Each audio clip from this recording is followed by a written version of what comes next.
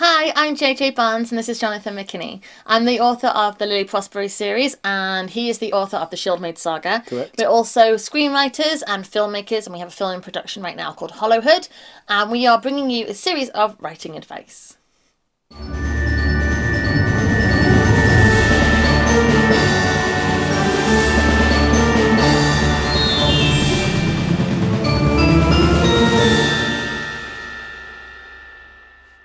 Today we're going to be talking to you about the problem of info dumping. Okay. Right. If you are telling a story, it could be book or film or TV, Sure. where there is serious information that needs to be given. Right. It might be world building, it might be magical lore, it might be details about a quest that somebody has to go on and there's a lot of rules or... One assumes that the reason why this information has to be delivered is because it's going to be relevant later, Yes, right? exactly. So there is significant information that your audience and or your character needs to know about your story in order for you to tell it adequately. As I say, it could be the history of that land that they are in. It could be anything like that, but there is a large amount of information that needs to be delivered in order for your story to go ahead. Right. Info dumping is when you just literally pile the page or the screen with just information. You have either somebody speaking, just telling, this is Right, information. The most sort of crude and heavy-handed version of this is one character telling another one, as you know, Yeah. we Have been battled... at war with these people for 7,000 years. Yeah, and if you're in real life, you're like, yes, I do know. Why are you telling me that? Yeah. Because I did know. So that sort of, it can draw a little eye roll. Yeah. As you know, this has been ongoing, or as you know, we have to go here. Or the other version is you can do a prologue, Right. which is often where info dumping occurs if it's like world building. Yeah, I mean, is it... A lot of the time I see a prologue, and I'm not particularly a fan, although I'm way less sort of extreme about that now than I used to. I don't like a prologue. No, you were probably more prologue than I was when we first Yeah, started this. and I will read them sometimes. Oh, wow. I'm not anti-prologue in extreme either, but I generally don't enjoy a prologue. No, but because I a lot of the time the prologue is home to just too much information. too much information that is just I suppose in Lord piled of the Rings, into your head. in Lord of the Rings, and I don't know about the book, forgive me, but the film certainly starts with the female voice, like, you know, the same one that's lampooned in the episode of Community. Yeah. Sort of essentially describing the rings went to the people and like the men, and one went to the, you know, elves or whatever. That is a Massive info dump. massive info dump as a prologue.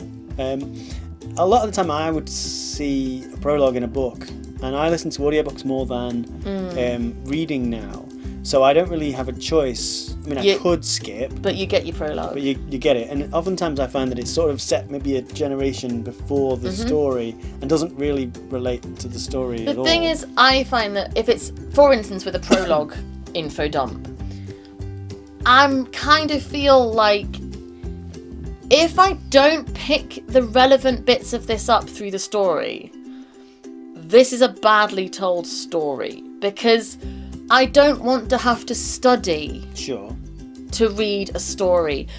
And if it is the person saying, as you know, and then listing the information, I feel like I'm not here to try and retain facts and figures. No. I am here to be entertained primarily. That is why I'm putting this film on or reading this book.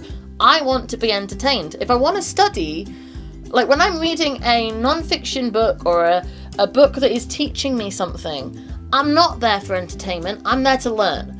If I turn on or pick up a book for entertainment and I am required to retain details, heavy pages and pages and pages of detail. I'm not going to.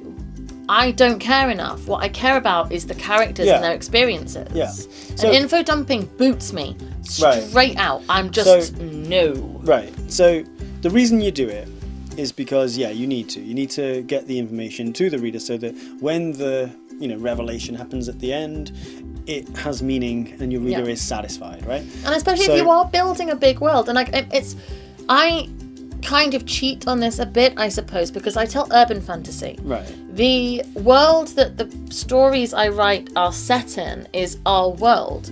You know our world already. I don't have to tell you about the history of this planet or this realm or these creatures. It's not there. I agree that it does sort of it means that the reader can step right into the world. So it's a challenge to do one of those high fantasy stories without it, but I think if you use Star Wars as an example, the first one, it's a good example.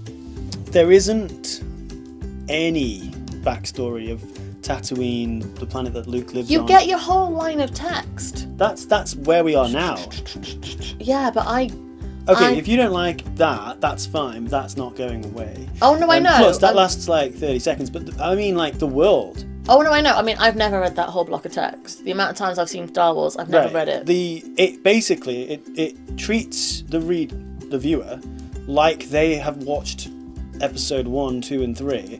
It treats the viewer like it's a previously on Star Wars, like you'd get on TV. Yeah. And the reason was that George Lucas, I believe, wanted it to feel like a series, and obviously then it became a series. Love it or hate it doesn't matter, but at that time, but the point is, all of the details are, I'm lying on the dog, sorry.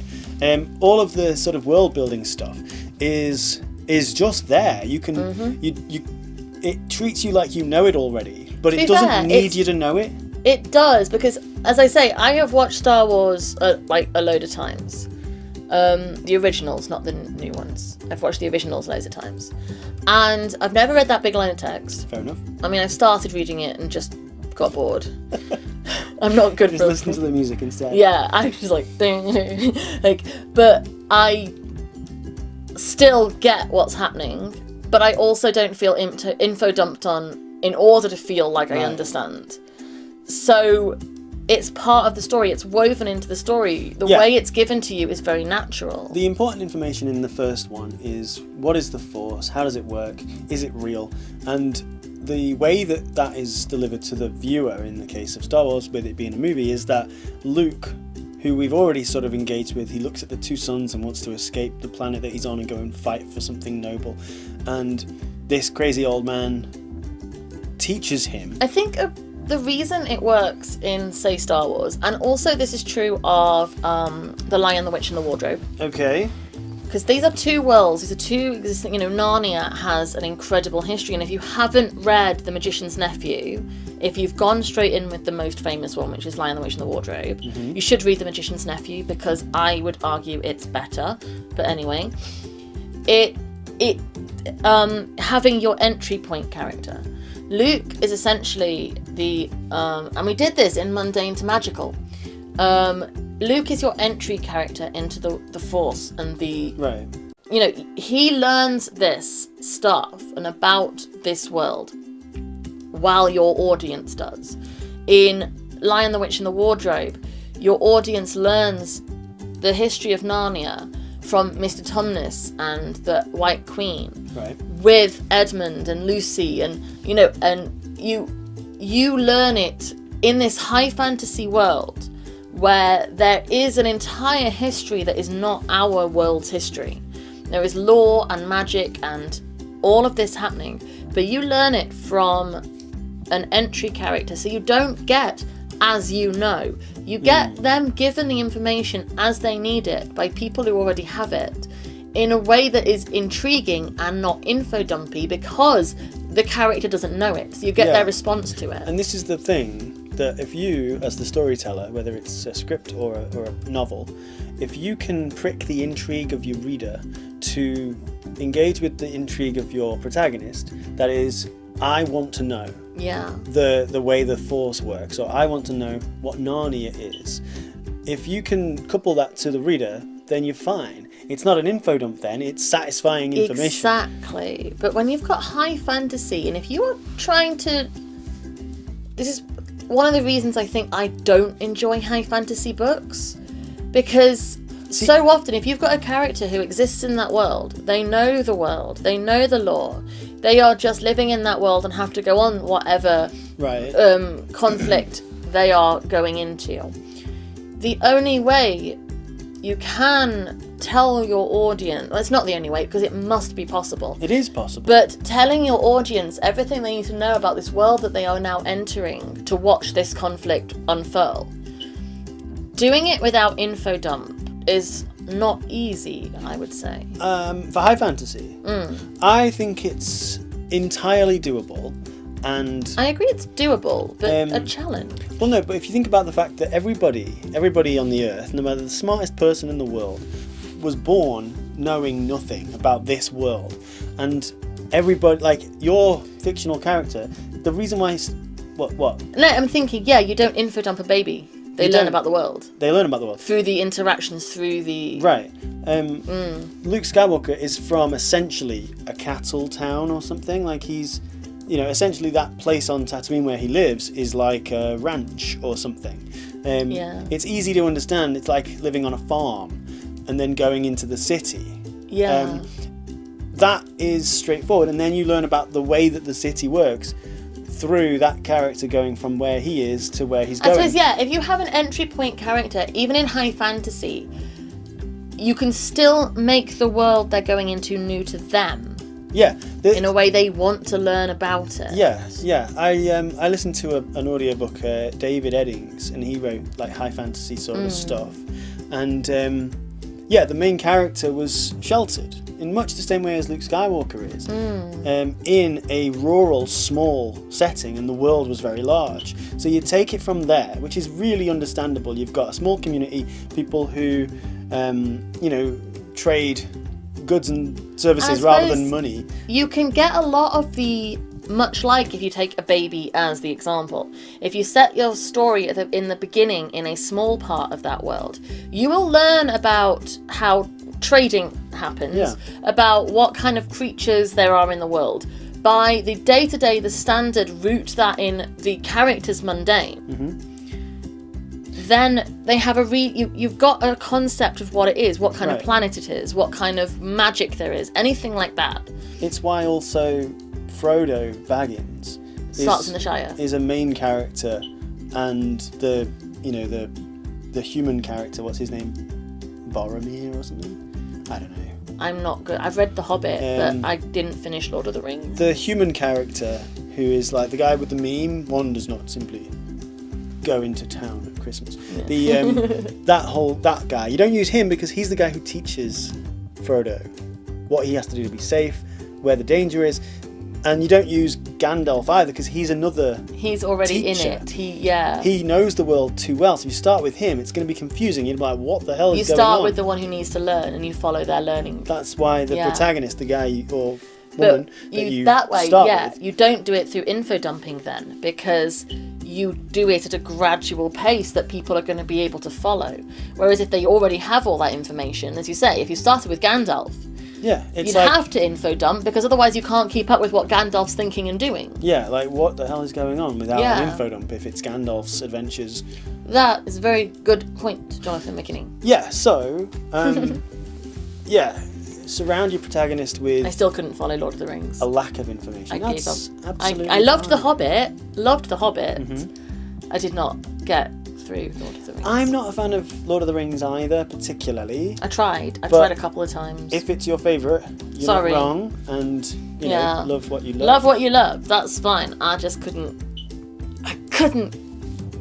get there with it. So like Buffy the Vampire Slayer does this interesting way, because Buffy Summers moves to Sunnydale. She's the vampire slayer. She knows about vampires, but she doesn't know about Sunnydale, which is a weird place where weird stuff happens. Xander and Willow don't know about vampires, but they do know about Sunnydale, where weird stuff happens. Yeah. So the two can kind of teach each other. Whilst also being experts on their own domain. And then you've got Giles as well, who understands it all from a more patriarchal point of view and a historical point of view. Yeah. So you've got different people with different knowledge. Like Xander talks about the one Starbucks town, and like, do you know what I mean?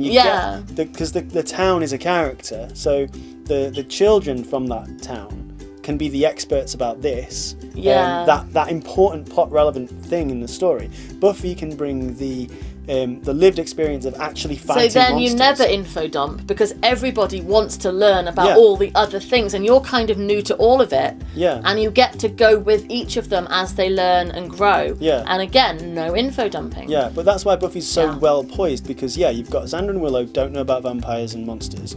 You've got Buffy doesn't know about Sunnydale, and Giles doesn't really know about being part of a little community of children trying to fight the undead or whatever. Yeah. So I agree. It's a really, really strong example of how to bring all this history and world building without info dumping. Yeah, because the pilot, the 2-part pilot from Buffy the Vampire Slayer, it was done really cheap, and it's sort of dated for how it looks production-wise, but in terms of entertainment, it rattles along really well. Yeah, I agree. It has to give you a lot of information. Yeah, it does. But it's alive. Yeah. To use that again. No, I completely agree.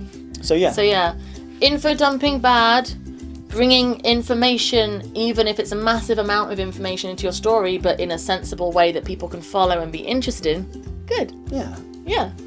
So thank you very much for watching. I hope this has helped. And if you are trying to write high fantasy, or are writing high fantasy, or have written high fantasy, drop a comment below and tell us how you dealt with this problem of info dumping, what you did to get that world building done without just piling pages and pages. Yeah, and you know what? If you're like, that will help other people, because we aren't going to write high fantasy, I don't think. Probably not. But if you are, if you're 50,000 words in and you've started with the most experienced wizard, maybe start again. Or just find you know what? I think people can work on what they're doing. Okay. Even with an experienced wizard protag. The most experienced wizard in a high fantasy story. It's going to be difficult, isn't it? It's going to be really difficult. Yeah. But yeah, give it a good, college try. Good college try. Use all of your courage and pluck. There you go. If you could like this video and subscribe to our channel, we would really appreciate it. You will help us grow. I'm going to put a link up here to Hollowhood. We've got behind the scenes things. We've got interviews with cast. We've got all sorts of things going on. We're in production now. And if you're interested in this film that we are making... We've both made our acting debuts. We have. We filmed our first scenes. Yes. Courage and pluck. Courage and pluck. That is what that took. But yeah, find us on Facebook, Twitter and Instagram, where we're sharing behind the scenes photos and videos and all the things that's going on, and we would love to see you over there as well. So yeah, come and chat to us, and we will be back again soon. Bye. Bye.